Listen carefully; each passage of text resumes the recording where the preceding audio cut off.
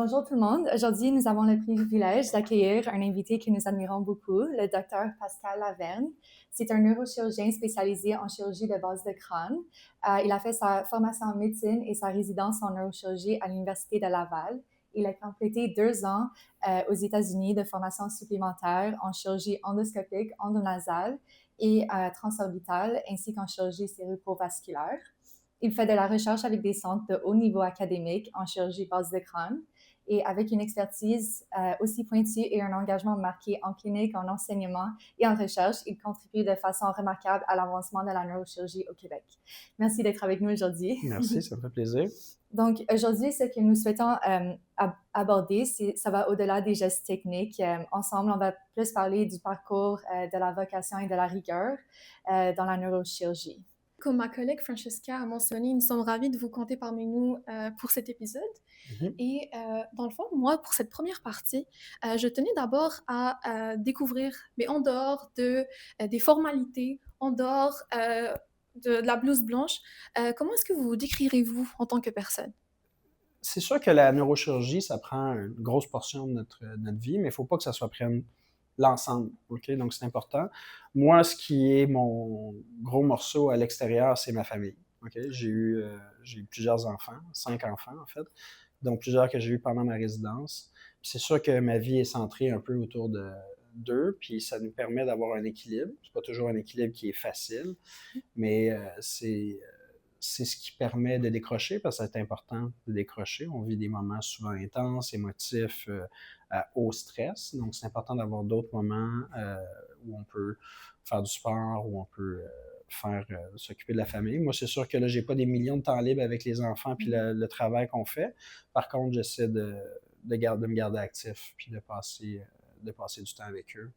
Ça c'est ce qui me permet là, de penser à d'autres choses. Donc, justement, docteur Laverne, vous avez mentionné avoir une famille, Mm-hmm. tout en ayant vraiment un horaire vraiment chargé. Mm-hmm. Comment est-ce que vous faites pour vraiment vous déconnecter émotionnellement lorsque vous sortez de votre travail?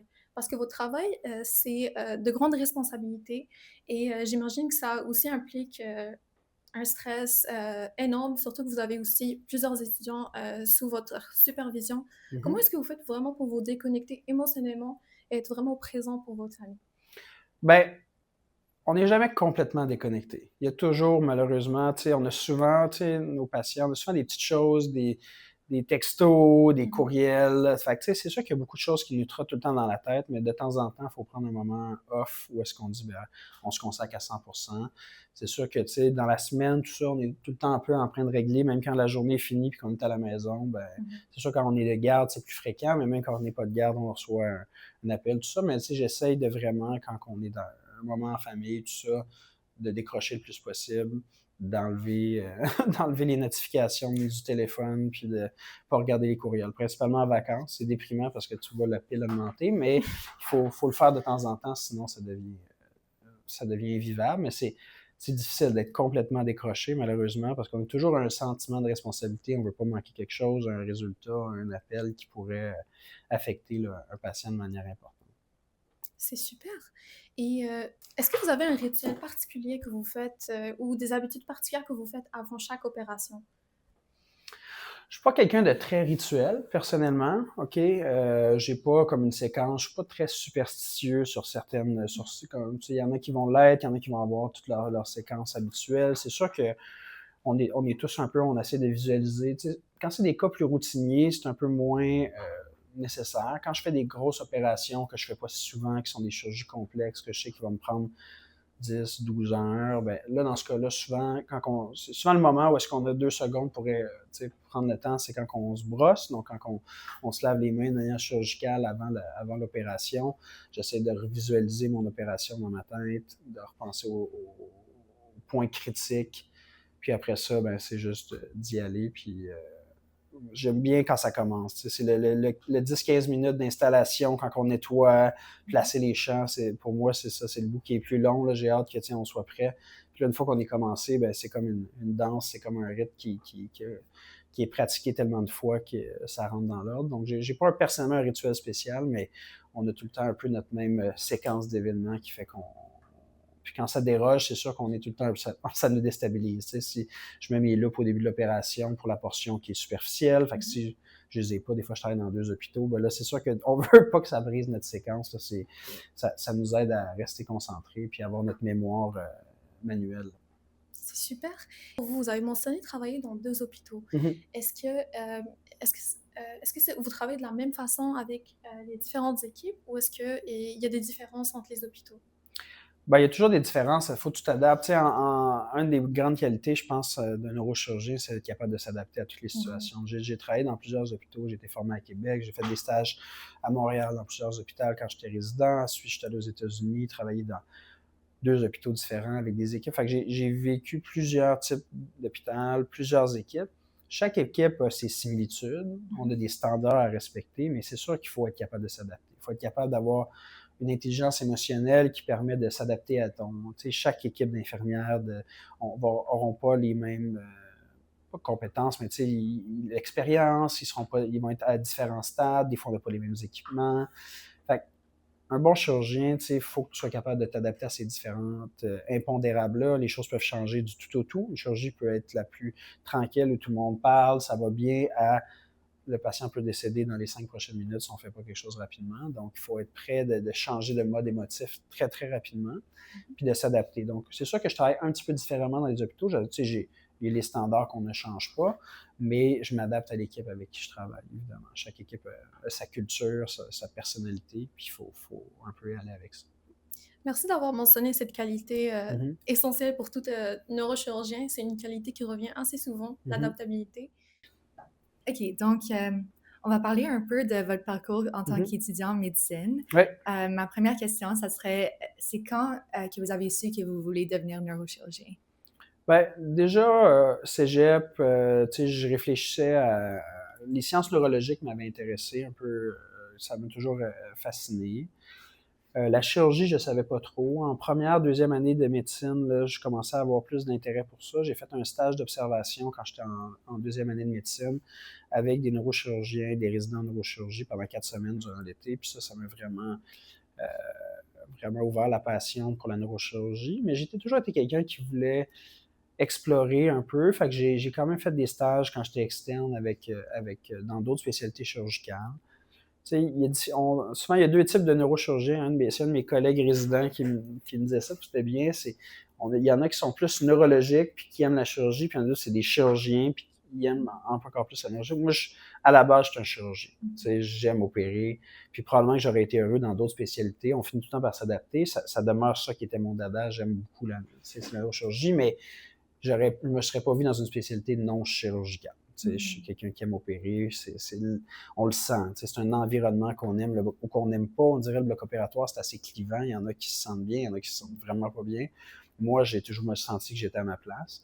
Donc, ça a progressé, mais quand même assez tôt dans ma carrière. Dans mes études, j'ai eu un intérêt pour la neurochirurgie. Oui, OK, merci. Puis, comment est-ce que votre entourage a réagi lorsque vous avez annoncé que vous voulez devenir neurochirurgien? Ben, j'étais avec ma conjointe quand c'est arrivé. C'est sûr que c'était un rêve, un build-up qui se faisait depuis plusieurs années, donc on était tellement contents. Mes parents, on dirait que ils étaient un peu plus... c'est très inconnu, hein? C'était quasiment comme pas compréhensible là, pour eux là, de dire mes parents sont loin du domaine médical, puis tout ça, fait que c'est quelque chose d'un peu abstrait, puis qu'on dirait qui dur à considérer, dur de comprendre exactement c'est quoi ce travail-là, qu'ils ont appris à connaître au fil des années, au fil du temps, mais c'était un peu abasourdi, je dirais, c'est peut-être un terme qui décrirait bien pour l'entourage. Puis évidemment, ben, avec ma famille, mes amis, ma conjointe, mes amis, ben là, c'était quelque chose qu'on prévoyait depuis longtemps, donc ça a été juste de la joie quand finalement j'ai pu faire ma résidence dans ce domaine-là. Et juste une autre question, est-ce que vous avez eu un mentor lors de votre parcours? Ben, on a plusieurs mentors. J'ai eu plusieurs mentors à plusieurs moments dans ma résidence, j'ai eu mon premier mentor, je dirais que c'était une collègue qui est neurochirurgienne à Québec, qui était résidente à ce moment-là quand moi j'étais étudiante en médecine, qui m'a accueilli quand j'étais étudiant, qui m'a montré un peu la base avec qui j'ai appris un peu les rudiments. Après ça, j'ai eu 2 directrices de programme qui ont été très importantes pour moi dans mon parcours, qui m'ont montré là, vraiment la neurochirurgie sur des aspects différents, des aspects techniques. On va chercher, on a plusieurs mentors souvent. C'est sûr qu'on va se référer souvent à un plus qu'à l'autre, mais on va chercher on a beaucoup de professeurs, hein, puis il faut aller chercher un petit peu de chacun, là, qu'est-ce qu'on juge qui est pour essayer de faire, qui va avec nous, qui essaie de nous faire grandir comme chirurgien. Puis évidemment, en fellowship, c'est là que j'ai appris ma surspécialité dans laquelle je travaille le plus. Ma première année à Philadelphie, mon mentor, Dr. Evans, qui m'a tout appris en chirurgie endonasale, qui était un excellent chirurgien, mais un excellent médecin, très humain aussi. Là, fait que j'ai beaucoup appris de lui, puis je prends beaucoup de ce qu'il m'a montré. Il faut être conscient. Là, fait que il y a un juste milieu. Tu sais, je pense que c'est bien d'être passionné, mais il faut être passionné pas par ce qu'on pense que c'est, mais parce que c'est pour vrai. Puis c'est pas tout le temps glamour, loin de là. Fait que je dis souvent, tu sais, aux externes qui viennent en stage, faut que vous aimiez le day-to-day de la spécialité que vous allez choisir. Si vous aimez l'affaire, le cas super spectaculaire, tout le monde va aimer les cas super spectaculaires de toutes les spécialités. Ce que vous allez faire dans la vie, c'est pas des cas super spectaculaires tout le temps. La plupart du temps, ça va être des cas de base, puis il faut que vous aimiez ça, faire la poutine, qu'on dit, de la spécialité. Parfait. Dans le fond, moi, je vais vous poser un peu des questions par rapport à la troisième partie de l'entrevue. La troisième partie, justement, on parle du processus de sélection, du fait qu'il y a si peu de place. Donc, dans le fond, cette partie-là a pour but de vraiment un peu démystifier les grands clichés de la neurochirurgie. Donc, quand on pense à la neurochirurgie, c'est éventuellement la chirurgie, la spécialité chirurgicale une des plus complexes. Et aussi, on prend que 2 résidents à chaque année au Québec. Donc, ma première question pour vous, c'est comment est-ce qu'on peut justifier le fait qu'il y a si peu de places au Québec qui sont offertes aux résidents alors qu'on a vraiment un grand besoin de neurochirurgiens au Québec? Bon, c'est une question qui a beaucoup de sous-questions. Là. La première, c'est que si vous voulez mon opinion personnelle, on n'en forme pas assez. OK? Puis ça, c'est l'opinion de la plupart des neurochirurgiens au Québec, mais c'est pas nous qui décidons les répartitions. C'est une décision qui est gouvernementale, universitaire à haut niveau. Puis malheureusement, pour l'instant, même si notre association fait des demandes pour augmenter les nombres de places, ça reste lettre morte. Donc ça, on n'a pas beaucoup d'influence, les neurochirurgiens, là-dessus. Je pense que c'est un petit peu un manque de prévisibilité parce que ça prend longtemps de former quelqu'un. Le problème qu'il y a eu, c'est que c'était pas mauvais non plus. Les autres provinces canadiennes n'ont pas coupé les admissions en résidence, mais il y a eu un certain moment où il y avait un peu trop de neurochirurgie. C'est un équilibre délicat. Hein. C'est une pratique, c'est une spécialité qui n'a pas des volumes énormes. C'est pas un cardiologue ou un pneumologue. Il y a une grosse proportion de la population qui va avoir besoin de ces services. Mais en même temps, comme on est un petit nombre, les déséquilibres peuvent rapidement survenir. Donc, peut-être qu'à 4, on est parfait, mais à 3, on est en manque d'effectifs dans un centre. Mais là, ça prend juste une personne qui tombe malade pour que là... Fait que si on n'a pas de résidents... Fait qu'on ne veut pas des résidents qui sont au chômage. Puis, on ne veut pas non plus pas former assez de gens. C'est un équilibre. Je pense que là, présentement, je pense que c'était correct de baisser à un certain point parce qu'il n'y avait pas beaucoup de débouchés. Le problème, c'est qu'on est formé en centre tertiaire, quaternaire, super spécialisé. On prend pas beaucoup de monde, donc on prend du monde super, des gens super qualifiés qui veulent souvent faire de la surspécialité également. Donc le gros problème, c'est que tous nos postes plus régionaux sont difficiles à combler. Parce que, puis ça en prend des gens qui vont travailler à Chicoutimi, à Trois-Rivières, à Gatineau, pour desservir la population qui n'est pas juste à aller à Québec ou à Montréal pour avoir des soins. Donc là, on est un peu pris, fait que les gens, ils n'ont pas tendance à vouloir y aller parce que justement, on les a formés, ils veulent faire de la recherche, ils veulent faire des fellowships, ce qui n'est pas nécessairement nécessaire. Des fois, ils se ramassent là un peu en dépit, malgré des années de fellowship. Donc, c'est une balance difficile, il n'y a pas de réponse facile. Je pense que là, on est un peu, il va falloir réaugmenter les admissions parce qu'on va se ramasser. T'sais, les admissions de maintenant, c'est dans 10 ans qui vont être neurochirurgiens. Donc, dans 10 ans, la situation peut changer, puis la population vieillit, on va avoir besoin de plus de monde. Le problème, c'est qu'on pourrait être beaucoup plus de neurochirurgiens, mais on n'a pas pour voir les patients. Il y a des immenses listes de patients en attente de consultation. Mais après ça, ceux qui ont besoin de chirurgie, on manque de plateaux techniques pour les opérer. Donc, c'est pour ça que quand même on rentrerait, dans notre centre, on est 4, même si on serait 8, on pourrait peut-être voir plus de gens, mais on n'aurait pas plus de place pour les opérer, fait qu'on serait pris. Là, donc, c'est un peu la problématique. C'est pas une question simple. Puis, si c'était juste des neurochirurgiens, on formerait plus de gens, parce qu'on aime ça, former des gens. Puis, on voit tellement de bons étudiants qualifiés qui veulent faire ça, puis qui, malheureusement, n'ont pas de place. C'est assez déchirant pour nous quand on fait les comités d'admission. On vous remercie pour cette réponse vraiment complète. Je trouve que ça permet déjà de clarifier plusieurs mythes par rapport à cette spécialité. Euh, et justement, ma prochaine question, c'est quoi les qualités d'un bon résident? Donc, c'est quoi un résident qui va pouvoir compléter sa formation, qui va pas raccrocher et qui va vraiment être à la hauteur de vos attentes? Ben, il y a plusieurs choses. Hein. Tu sais, quand on sélectionne quelqu'un, c'est sûr que ça prend quelqu'un qui a une bonne performance académique, tu sais, Mhm. mais les choses mais c'est pas souvent ça. Tu sais, il y en a beaucoup des gens qui sont bons, qui ont des. Tu sais, on sélectionne beaucoup sur. Ben, c'est sûr qu'il faut être passionné par ça, puis il faut vouloir. Parce que sinon, ça demande beaucoup de sacrifices. Même s'il y a des moyens de concilier puis de faire des accommodements, puis c'est pas vrai qu'il faut tout abandonner, OK, mais il faut apprendre à faire des choix. Souvent, on veut quelqu'un qui va travailler en équipe, qui va être capable de travailler avec nous, qu'on va faire confiance. Mhm. Ça prend des gens autonomes, okay, qui sont capables de voir le travail, puis qui sont débrouillards, qui vont aller au-devant, puis qui vont avoir soif d'apprendre. Quand tu es rendu résident, puis même externe, tu es responsable de ta formation jusqu'à un certain point. Tu es tributaire des patrons avec qui tu travailles, mais tu es responsable d'aller chercher le maximum d'enseignement à chacun de tes cas cliniques, des consultations, des salles d'opération que tu vois. Fait qu'on veut des gens qui soient motivés à faire ça. Ça prend un certain degré de stamina parce que c'est épuisant, c'est des longues heures de travail. Okay? Il y a des règles pour limiter le nombre d'heures des résidents, mais ça reste que quand tu es patron, il n'y a plus aucune règle. Hein. Tu es travailleur autonome, il n'y a aucune restriction. Moi, je suis de garde 4 jours de suite. On peut opérer toutes les nuits pendant 4 jours, il n'y a aucune limite. Puis on a des journées le lendemain, on n'a pas de lendemain de garde, il n'y a pas quelqu'un qui prend la relève. Donc, il faut être capable de quand même passer à travers ça, de savoir, d'aimer ça assez pour faire ces horaires-là. C'est pas toujours comme ça. Il y a des journées, il y a des semaines qui sont pires que d'autres, comme dans d'autres spécialités. Mais, fait que, tu sais, ça prend quelqu'un qui est résilient, OK? C'est sûr qu'on va se faire critiquer. C'est sûr que tu vas faire des erreurs comme résident. Puis comme patron, tu vas en faire encore.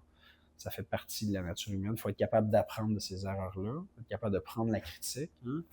Si on se rebute à chaque fois qu'on est critiqué ou qu'on a fait une erreur, ben c'est pas une belle manière d'apprendre. Fait que toutes ces qualités-là. On cherche souvent l'humain en premier, bien avant le dossier académique. C'est sûr qu'on va prendre quelqu'un qu'on trouve que les qualités humaines puis de son travail d'équipe est meilleur, même si son dossier de recherche est plus élevé. Parce qu'en bout de ligne, oui, on veut que nos cliniciens fassent de la recherche puis fassent avancer, mais on veut qu'en premier, ça soit un clinicien. Puis je pense qu'il n'y a pas de spécialité, bien honnêtement, même en oncologie, qu'on annonce autant de mauvaises nouvelles aux patients. La quantité de fois où est-ce j'annonce des cancers, j'annonce à des familles que leur enfant va mourir du traumatisme crânien ou qu'il va rester à décéder, qu'un jeune de 22 ans va rester avec des séquelles graves toute sa vie suite à un accident à 2 heures du matin. C'est notre quotidien. C'est quasiment toutes les semaines quand je suis de garde qu'on fait ce genre d'annonce-là. Puis ça change la vie des gens si on le fait bien. Donc, ces qualités-là sont primordiales. OK, donc j'ai entamé avec la prochaine section. Mm-hmm. Donc, c'est sûr que toutes les spécialités ont leurs stéréotypes. Ouais. On aimerait savoir votre opinion sur les stéréotypes envers les neurochirurgiens, puis si, comme vous avez entendu des stéréotypes et juste pensé comme ça, c'est vraiment pas vrai. Ben, je dirais qu'une des choses qui m'est venue en tête, il y a une fois un externe que j'avais parlé, qui m'avait dit elle hésitait entre la chirurgie puis la médecine, ou en général. Là. Puis elle m'a dit je pense pas faire de la chirurgie parce que moi, j'aime ça bien développer des relations avec mes patients. Puis là, j'avais été quand même franchement surpris parce que j'avais dit je pense pas qu'on a une spécialité où est-ce qu'on développe plus de relations avec des patients que quelqu'un que tu vas lui expliquer, que tu vas lui ouvrir la tête, enlever une tumeur dans son cerveau, puis que tu vas le suivre pendant 15 ans par la suite. Donc, tu sais, de penser que le chirurgien voit le patient, puis comme ça, c'est fini. Au contraire, on a une relation privilégiée. Nos patients, on les suit, on développe, tu sais, c'est une relation humaine qui devient très proches quand même. Là. Ils nous font confiance avec quelque chose qui est assez fondamental, hein, qui est leur cerveau, ce qu'ils font d'eux, ce qu'ils sont. Ils peuvent rester handicapés après une opération, en mourir. Puis, ça fait qu'on développe une relation qui est très, très intime dans un sens. Là. Puis souvent, je traite beaucoup de pathologies bénignes, donc les patients vont vivre longtemps après l'opération, puis il y a des risques de récidive. Donc, on les suit pendant 5, 10, 15 ans après l'opération. Donc, la relation qu'on développe, elle est très, très précieuse, puis elle est très présente, là. Puis même si des fois c'est des courtes relations, tu sais, quand on parle avec des familles, tu sais, même le plus long qu'on parle avec les patients, c'est quand on les opère pas, hein, quand on leur explique que malheureusement, des fois, il y a des dommages irréversibles, qu'il n'y a plus rien à faire. Tu sais, c'est pas une relation longue date, mais qui va être marquante pour la vie des gens. Fait que, tu sais, puis on est sur le terrain, on n'est pas, il n'y a pas de, tu sais, c'est pas comme docteur, voyons, dans Grey's Anatomy ou tout ça, souvent, là, c'est plutôt day-to-day, puis la clientèle, c'est beaucoup, beaucoup de personnes âgées maintenant, hein, tu sais, fait que nous, on est dans un centre traumatique, fait que tous les gens qui tombent, ben, les accidents, là, c'est plus beaucoup des accidents de la route que des personnes âgées qui vont chuter, qui sont en perte d'autonomie. Fait que ça fait aussi partie, une grosse partie de notre pratique, là, qui est de s'occuper de ces patients-là. Merci beaucoup. Puis, est-ce que vous avez des conseils à donner à des étudiants qui sont très intéressés par la neurochirurgie, mais sont un peu intimidés par la spécialité? Ben, je pense que c'est d'aller faire des stages, puis d'aller voir, tu sais, faut prendre une décision en connaissance de cause, hein, tu sais, faut faire un choix selon, ben, c'est quoi exactement. Puis même qu'un externe, on ne sait pas exactement, mais on a une meilleure idée, il faut aller sur le terrain, il faut le lire, vous allez le voir. Aller avec des résidents aussi, voir dans leur formation qu'est-ce qu'il y en est, pour voir un peu la différence, puis voir si c'est quelque chose qui va... Parce qu'il faut être passionné par ça, parce que oui, c'est des sacrifices, oui, c'est des longues heures de travail, puis c'est prenant, puis c'est beaucoup de responsabilités, tu sais. On peut avoir on a la vie de quelqu'un de ses mains, puis c'est dans toutes les spécialités chirurgicales, mais clairement, si j'enlève 1 centimètre de cerveau de trop d'un côté, le patient peut se paralyser. Puis, fait que c'est quand même des grosses décisions. Il faut être capable de prendre ça. Il faut qu'on soit conscient de ça. Dealer avec les complications, hein, apprendre à voir comment on réagit au fait qu'un patient va moins bien après une chirurgie. C'est des choses qui sont super importantes. Fait que je dirais à quelqu'un qui veut vraiment faire ça, faut que tu ailles le voir. Faut que tu peux pas juste arriver et dire ça a l'air bien, je vais appliquer là-dedans. Il faut aller faire un tour, faut être présent, faut parler avec des gens, voir c'est quoi leur réalité. Puis après ça, si vraiment c'est ça qui t'intéresse, ben là, faut foncer à 100 000 à l'heure. On peut pas le faire à moitié. Je dis souvent, là, la neurochirurgie ou même peu importe la spécialité chirurgicale, malheureusement, ça s'apprend pas de 8 à 4 du lundi au vendredi. Ça s'apprend. Tu pourrais pas te rendre à l'expertise qui est nécessaire sans mettre des longues heures. Ça fait partie de la game. C'est quoi, en fait, votre surspécialité? Si vous pouvez un peu plus nous parler, pour les gens qui ne savent pas, c'est quoi votre surspécialité dans le fond? Oui. Ben, moi, je fais de la base du crâne puis du vasculaire, mais surtout de la base du crâne. Fait que la base du crâne, c'est l'os à la base du cerveau, hein, puis c'est là que les artères puis les nerfs vont rentrer et sortir de la tête. Donc, c'est souvent des tumeurs bénignes, quelquefois malignes, mais qui sont des tumeurs bénignes qui vont être pris dans ces nerfs, dans ces artères-là, puis qui vont les comprimer, amener des pertes de vision, des visions doubles, le visage engourdi, des problèmes à avaler. Puis moi, mon travail, c'est d'aller enlever ces tumeurs-là. Donc, c'est souvent des chirurgies qui sont longues, parce qu'on travaille sur des nerfs qui sont fins comme des cheveux, avec des artères, donc les risques sont très élevés. Par contre, le bénéfice est très grand. Si on réussit à faire une chirurgie sans complications, ben, le patient peut vivre très longtemps sans séquelles, versus s'il y a une complication, ben, il va vivre très longtemps avec séquelles. Donc, c'est à haut risque. Moi, j'ai appris la chirurgie endonasale parce qu'on cherche des moyens d'être moins invasifs. Hein. La base du crâne, ça a été des zones qui étaient initialement jugées inaccessibles, trop compliquées, trop risquées. On a appris à les opérer, mais avec des grosses approches qui étaient un peu disruptives, qui entraînaient des grosses incisions, des grosses récupérations, des grosses ouvertures. Puis là, depuis les 15-20 dernières années, on essaie de diminuer ces ouvertures-là puis d'être le plus ciblé possible pour améliorer la qualité de vie du patient par la suite. Donc, je travaille par le nez. J'ai aussi développé l'approche endoscopique transorbitaire au Québec. J'étais le premier à en faire ici au Québec, puis un des 2 premiers au Canada. On va passer sur le côté de l'orbite pour aller enlever des tumeurs. Je présente dans beaucoup de congrès là, par rapport à cette approche-là que j'ai vraiment apportée ici puis que j'ai développée. Donc, le but étant vraiment d'enlever des tumeurs complexes à la base du cerveau, de préserver la fonction, puis de le faire en utilisant le trajet le plus minimal possible. Donc, on travaille beaucoup avec des caméras dans des petits espaces clos. Donc, vraiment très, très chirurgical comme spécialité, parce qu'il n'y a pas beaucoup d'options médicales ou radiothérapie.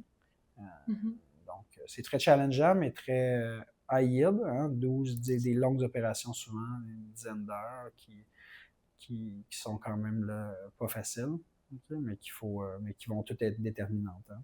La majorité des opérations plus standards, c'est quelques heures. C'est des tumeurs hypophysaires, c'est 2 heures, 2 heures et demie, 3 heures, dépendant de la taille. Mais c'est sûr que j'ai aussi beaucoup d'opérations qui vont durer comme toute la journée, qui sont plus longues, qui vont nécessiter. J'essaie de ne pas faire des... À un certain point, il y a une balance de risque-bénéfice. Là, passer minuit et le soir, on est moins efficace, on est plus à risque. On ne veut pas faire un geste qui va entraîner une complication, que les 12 dernières heures vont avoir été un peu inutiles. Donc, c'est important à un certain moment de savoir arrêter en sachant que des fois, c'est mieux d'arrêter la résection de la tumeur puis de laisser de la tumeur en place que de prendre un risque d'entraîner un déficit neurologique. Mon autre question, justement, par rapport à votre spécialité, c'est est-ce qu'il y a un cas particulier qui vous a marqué dans toute votre carrière? C'est pas nécessairement le cas le plus complexe, mais vraiment par l'interaction que vous avez eue avec votre patient ou n'importe quel aspect de l'opération que vous avez fait qui vous a le plus marqué.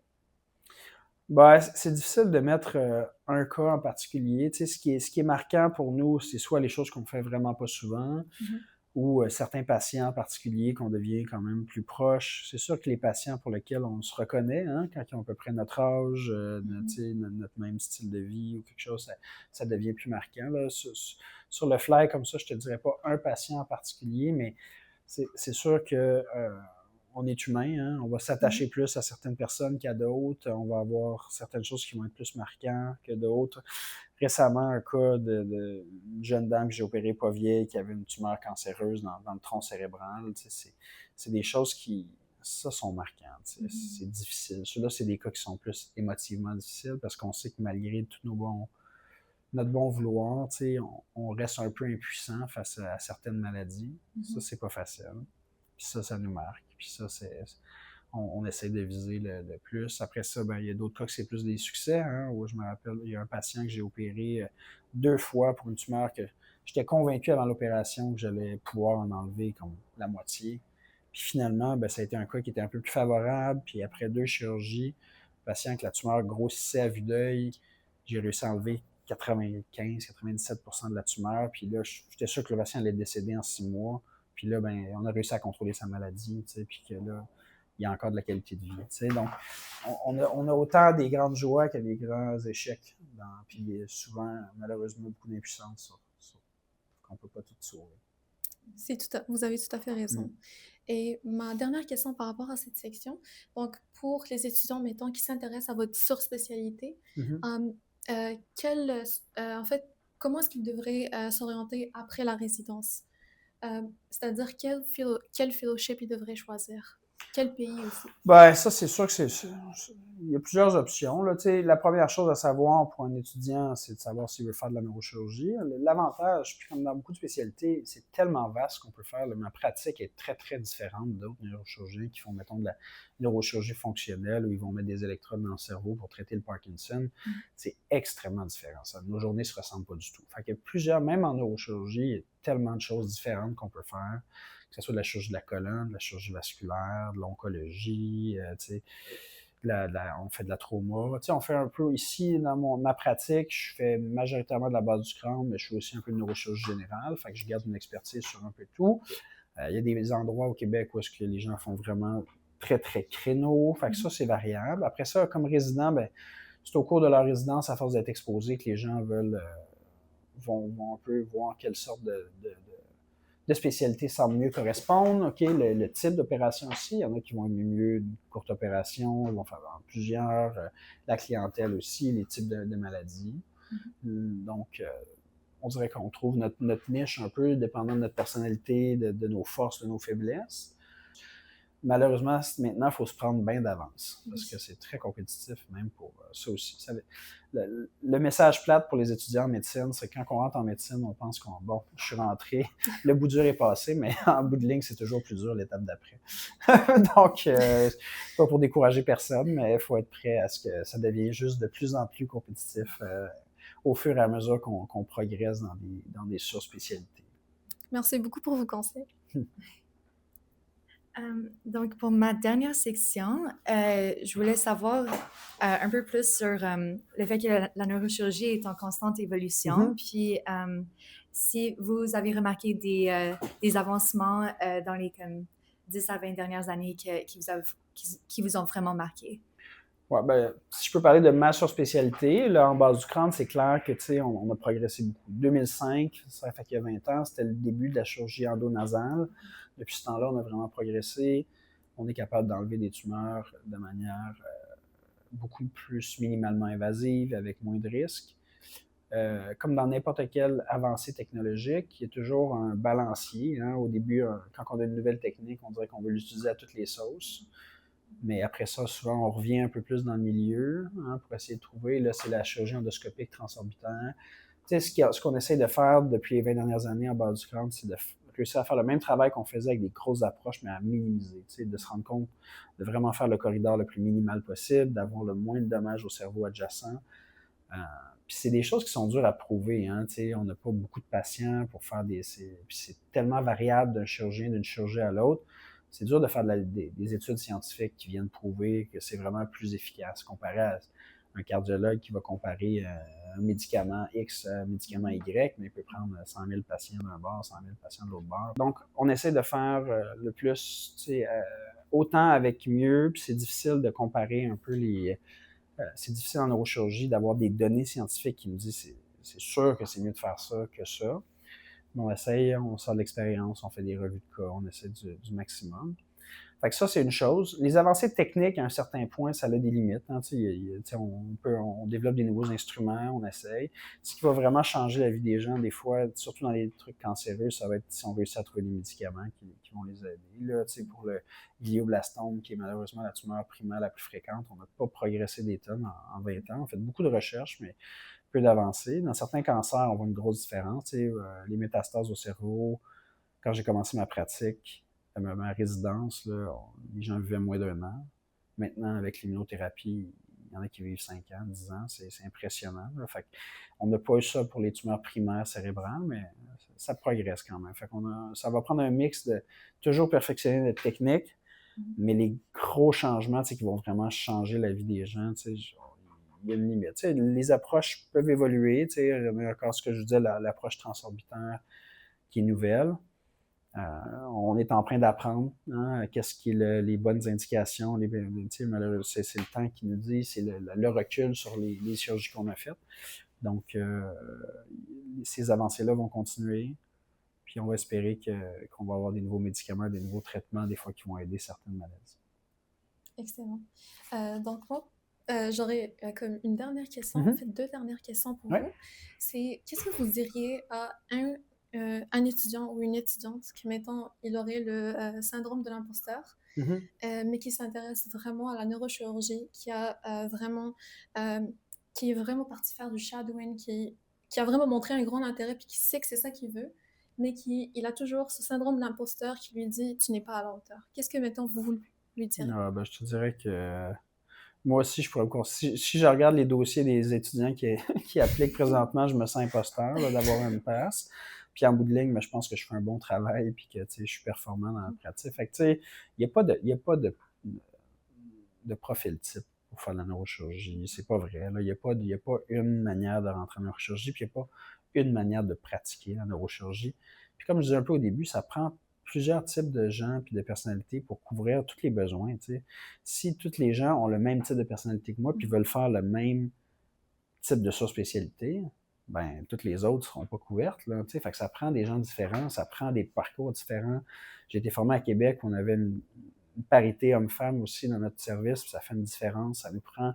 C'est encore malheureusement très boys club, là, surtout aux États-Unis, la neurochirurgie. Je suis heureux de voir qu'on a des femmes qui s'intéressent à ça. C'est important parce que ça amène des visions différentes, des fois des types de pratiques différents. Ça aide à faire progresser. Donc, ça prend tout le monde. Puis, comme n'importe quelle spécialité, puis on a tellement de variabilité, puis ça prend des gens qui veulent faire une pratique académique en ville puis faire plein de recherches. Puis ça prend aussi des gens qui veulent aller en région puis faire, desservir la population là-bas.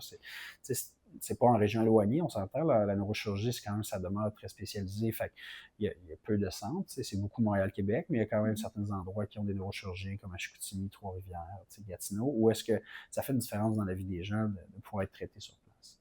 Donc, je leur dirais de ne pas se laisser convaincre par un syndrome de l'imposteur. Tout le monde pourrait dire ça. Il y a tellement de monde différent en neurochirurgie que si ça prend plus la passion puis le vouloir, après ça, là, tout s'apprend. Et est-ce que le syndrome de l'imposteur, ça nous poursuit toute sa vie? Est-ce que ça vous arrive parfois, vous, de souffrir de ce syndrome-là? Ouais. Je dirais pas que je me sens imposteur, pas du tout. Je pense que je suis à ma place. Je fais un travail que je pense qui est honnête et qui est bien. Par contre, c'est sûr qu'on est toujours en train de se comparer. Hein. Il y a toujours des moments quand ça va moins bien où on se remet en question. J'étais-tu la meilleure personne pour faire cette chirurgie-là? Fait que tu sais, ça c'est sain, je pense. Si on le fait pas, c'est là qu'on devient, je dirais pas dangereux, mais on devient, c'est important comme médecin en général de toujours se remettre en question. Puis moi, quand j'ai des moins bons succès, ben c'est ça. Qu'est-ce que j'aurais pu faire différemment? Comment je pourrais apprendre de ça? Qu'est-ce que je vais faire la prochaine fois que je vais avoir le même problème clinique?